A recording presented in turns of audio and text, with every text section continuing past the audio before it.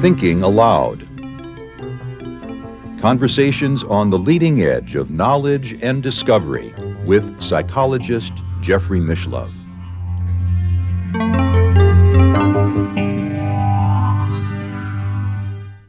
Hello and welcome. I'm Jeffrey Mishlove. Today we are going to look at the subject of speaking with animals.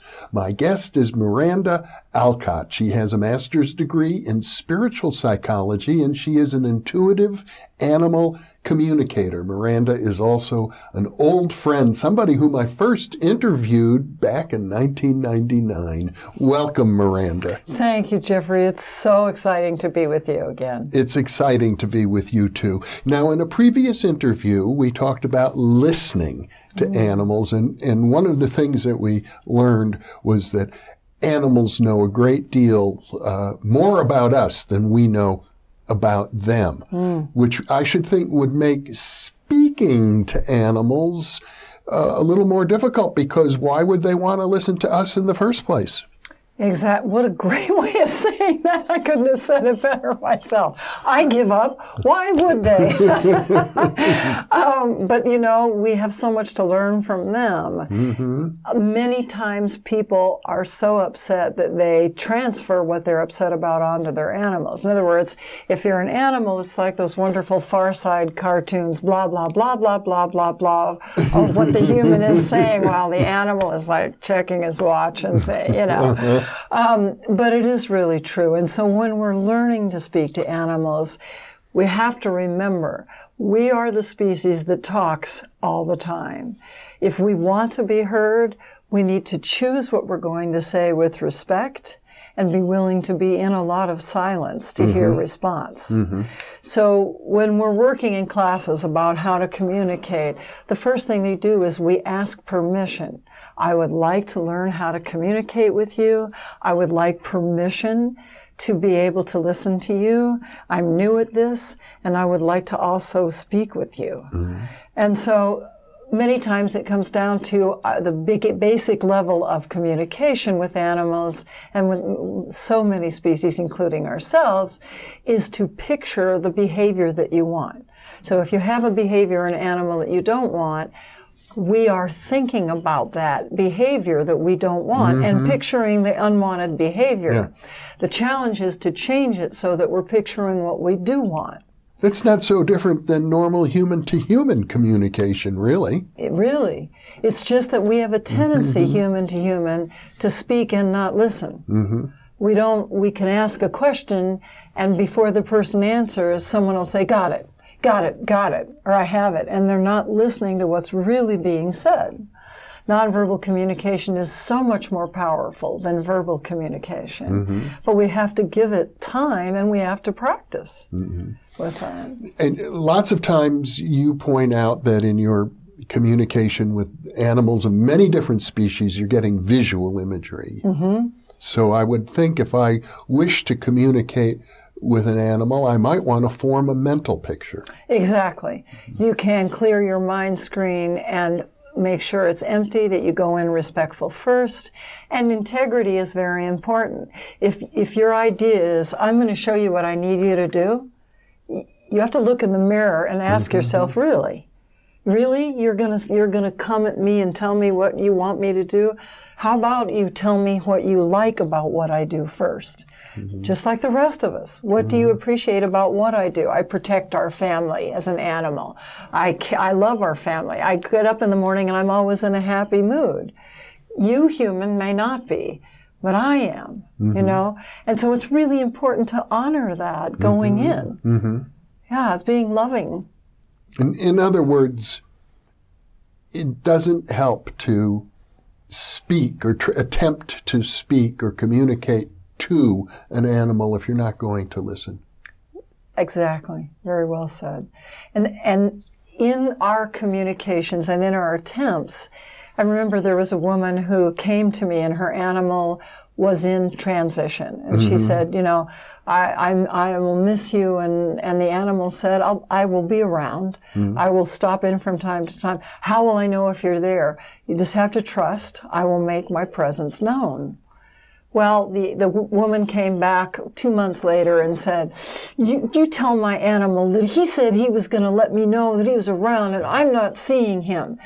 And I said to her, how are you requiring that he make his presence known? Well, I should be able to see him. He should be right here. And I thought to myself, oh my God, I wonder what the animal's going to say to this. And after hearing enough of this from his human, he said, I'll make you a deal. You show up where I am and light a fire, and I'll show up where you are. And that human started thinking, well, how can I can't light a fire where they are. And I said, exactly. You're asking him to come into your world in a way that you can perceive it, and you have a really limited focus of what you can receive. You have to open up more. And it took a while, but eventually she felt him on the bed, that kind of thing. But boy, that was a tough one. Well, now, as a parapsychologist, I know there's a huge literature on things such as apparitions and communication with individuals, ostensible communication with the dead. It's still controversial even in the field of parapsychology. But one of the things that you run into, I guess, frequently as an intuitive animal communication specialist is people who are grieving over the death of their animal companions, and they want to maintain the communication. And it takes relaxing. I know that sounds counter because people are in so much pain, but many times, one of the complaints I get from the animals all the time that I have for years is, why is it that when a human can't see us, that they cut the cord? Why do they do that? When we allow ourselves to realize we may have more to learn from that animal, things open up. If we require it has to look a certain way, stuff starts closing down. When someone is in pain, many times as humans, we choose back in but he's not here. That makes it even harder for communication to flow.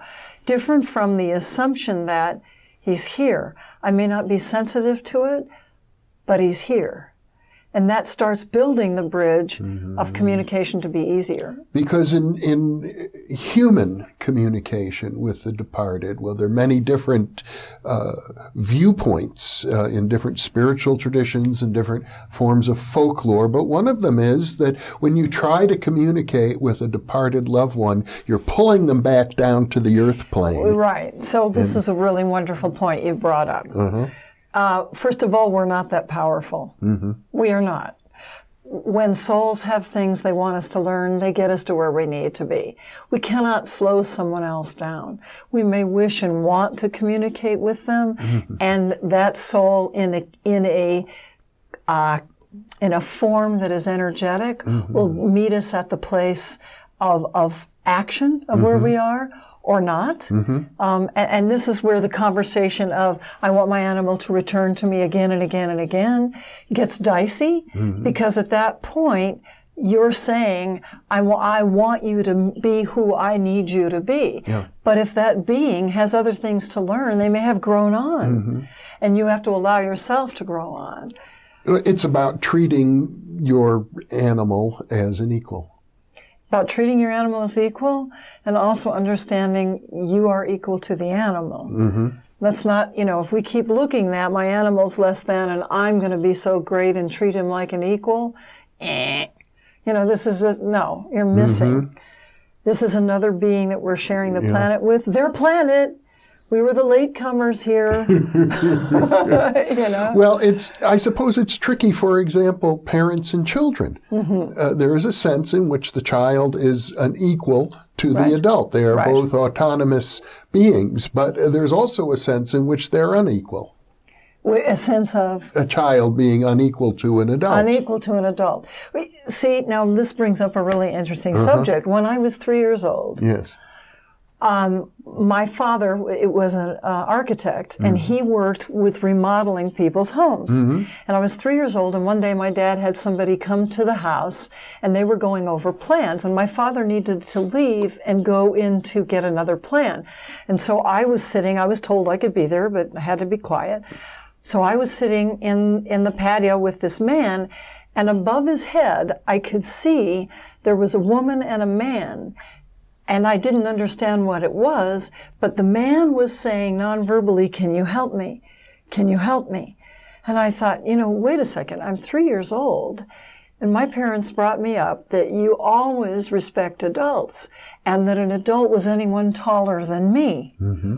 That's pretty much the entire planet at 3 years old. So I couldn't imagine what I was supposed to do with this.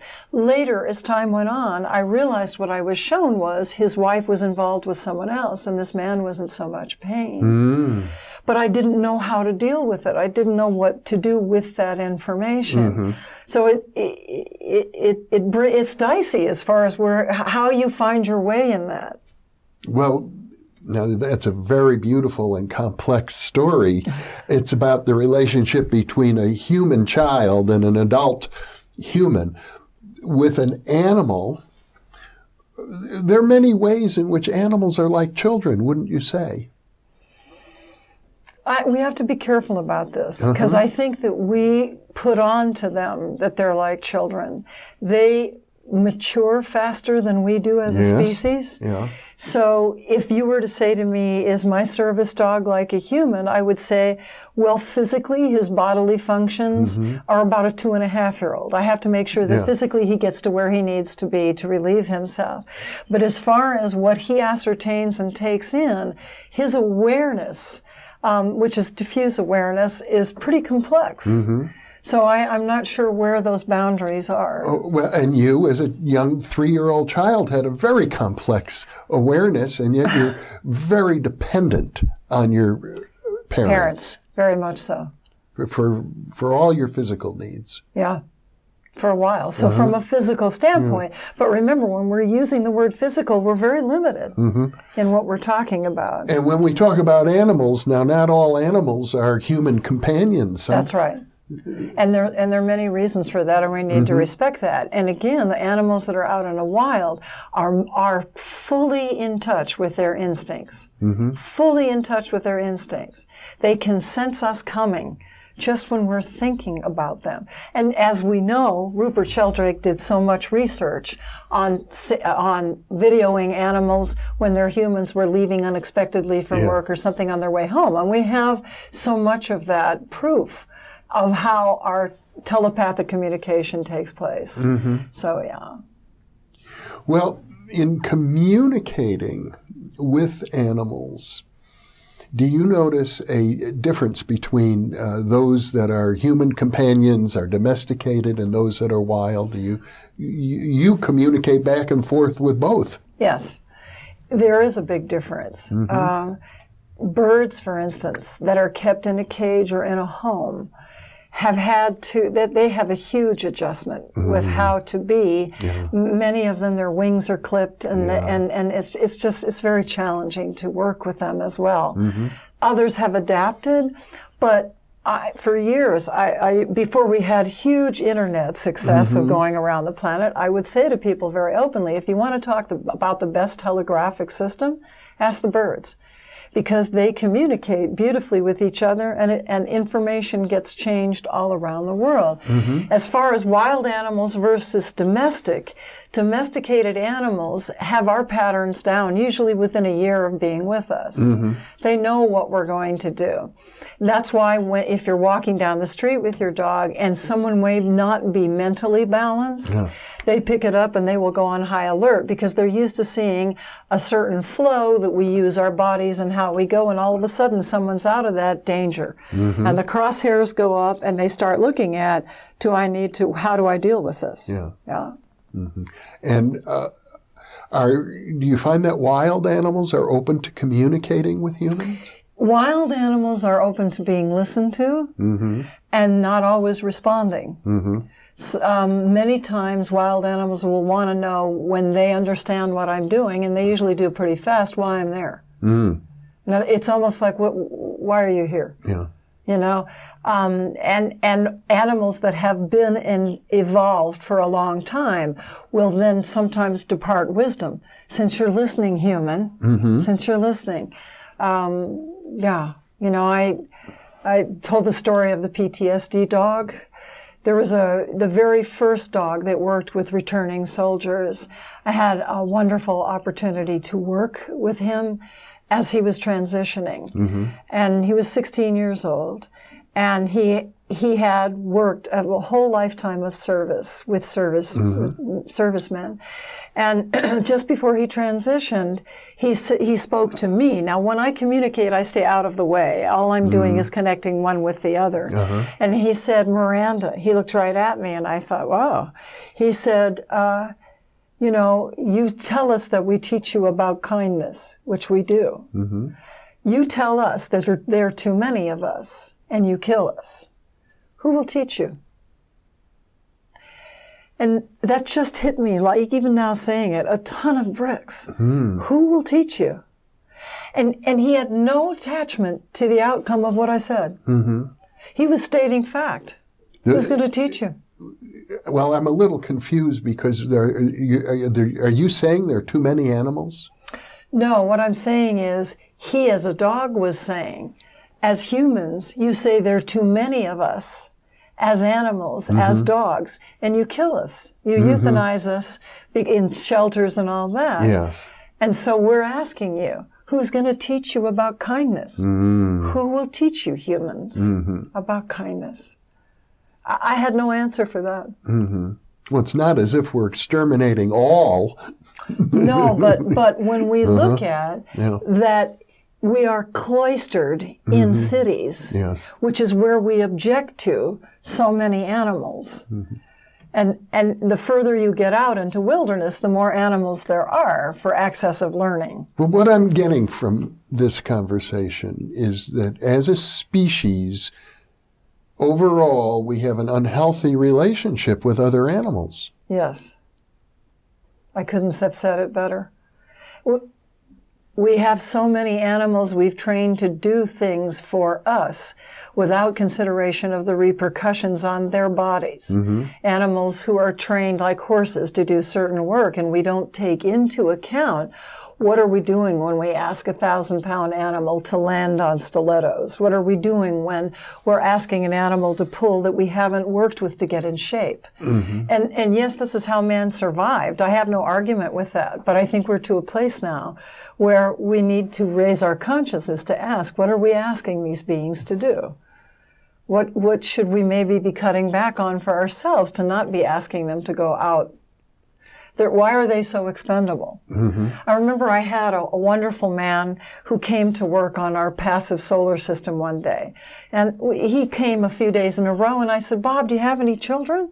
And he said to me, Miranda, when humans go on the endangered species list, I'll be having children. But right now, I'm not seeing it. Well, it strikes me that our relationship to other species of animals is not so different perhaps in our relationship to indigenous people around the world as well, because if you want to speak to an indigenous person, and I've interviewed a number of them, very often what you get is a litany of complaints. Right. And justifiably so. Yeah. And interestingly enough, most indigenous cultures understand that animals have wisdom to impart and listen. And it's really beautiful. If anyone wants to study just even Native American, folklore and beliefs, it's beautiful, very beautiful. We have a lot to learn from our own species. Well, I did an interview not long ago with Stanley Krippner, who talked about his relationship to Rolling Thunder, a Native American medicine man. And Stanley witnessed an occasion when he was, Rolling Thunder said, come with me out into the woods. They came out in the woods, and Rolling Thunder began making noises like a wolf. And a coyote came out of the woods, and Rolling Thunder and the coyote were interacting with each other quite noisily. And afterwards, the coyote went away and Rolling Thunder went away. And Stanley said, well, what was that all about? Rolling Thunder said to him, well, we're renewing our pact. We have an agreement with the coyotes, and it is that they stay away from my chickens, and I won't hunt them. I leave them alone and they leave me alone, and that's our relationship. Yeah. I will say one of the toughest calls I ever had was someone who hunted coyotes using his dog as bait. And he said the dog was getting too close to the coyotes, and could I please tell his dog not to do that? It was very challenging for me, and I had to get into alignment to the place of, I want to protect the dog, and I want to honor the coyotes. So what I did was speak to the dog and say, you need to pull back. You need to pull back. Yeah. And it was interesting because this man made his living doing this. And he said that before he called me, his brother said, I cannot believe you're going to call an animal communicator for this. And a week later, I called him and I said, how are things going? He said, oh, she's beautiful. She's pulled way back. She's safe. But more than that, Miranda, my brother says he's a believer and he doesn't know how you do this. But there's some challenging things. There are places that are very challenging for me to go, like zoos. Yeah. Because we have a lot of animals that are very angry. And that is not what they signed up for in the sense of their species. So, yes, it strikes me, if one wishes to open oneself up to animal communication, that you have to take a hard look at the human race and how I once, many years ago, participated with a group of people doing psychic work, communicating with dolphins. And we were sort of in a mutual hypnotic trance-like experience, and we said, well, just for fun, let's go over to Marine World, Africa, USA, that they had in the San Francisco Bay Area at the time. Let's talk to a dolphin. And people are all sharing. This is all recorded on audio tape. Okay, we're in touch with a dolphin. It's female, she's isolated, she's alone in her tank, separated from all the other dolphins because she's not cooperative and seems sick, and her name is D, or starts with a D. And the first thing that we got from this dolphin is, help, rescue me, get me out of here. Yeah. And we went over to Marine World and talked to the dolphin trainers, who are very open to, a group of people who think they're psychic. Right. They had a dolphin just like that named Dondi. And we began to demonstrate that there was some real telepathic communication going on. We began giving Dondi telepathic instructions to perform various maneuvers that they do in the dolphin show, and this was all videotaped. And wonderful. So we got good data statistically that Dondi was in fact communicating with us in this fashion, but we were never able to free her. No, I know. It is really challenging. There are animals that do understand that they are giving their lives for humans to learn. One of the most challenging things that happened to me as a child was that my brother found a chinchilla outside of where we used to play. Yeah. And he brought the chinchilla home, and we had it for a week or two. And I asked if I could take it to school for show and tell. So I took it to school. I think I was in the 3rd grade, 4th grade. And the teacher said, we'll just put it outside in the yard and we'll bring it in. So they put it out on the playground. When she sent me out to get it, it had died from the heat because it was on blacktop, sun, and I brought it in. I carried that for 40 years. I was so hurt.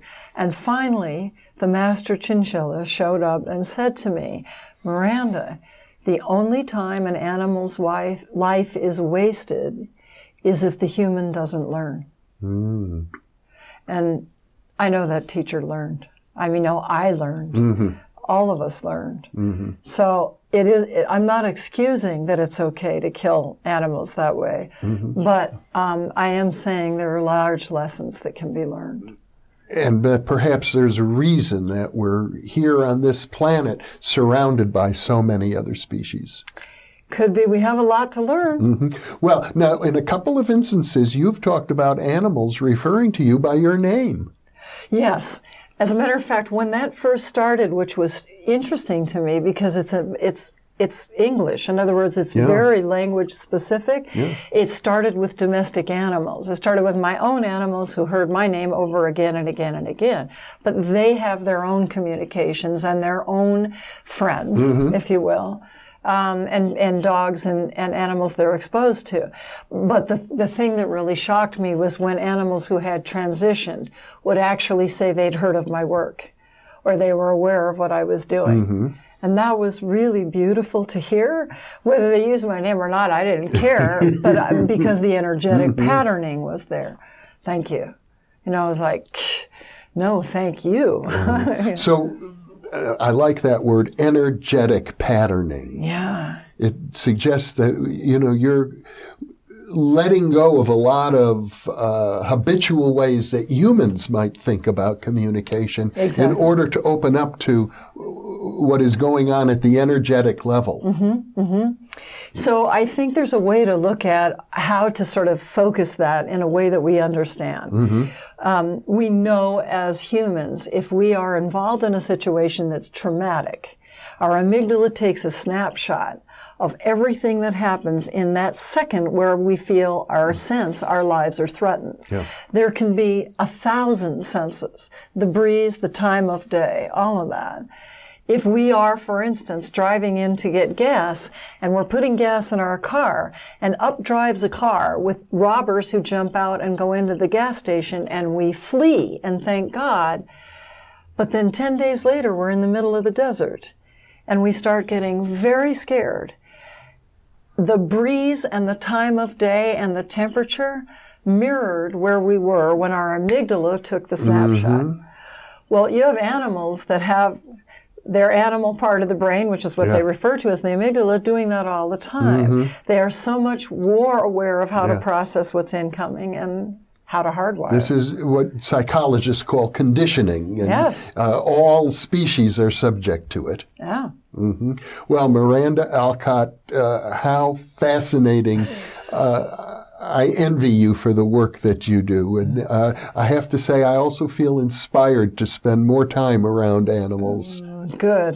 Good. Then my mission is accomplished. Thank you so much for being with me. Thank you, Jeffrey, and thank you for the work that you do for the rest of us. It's my honor. And thank you for being with us.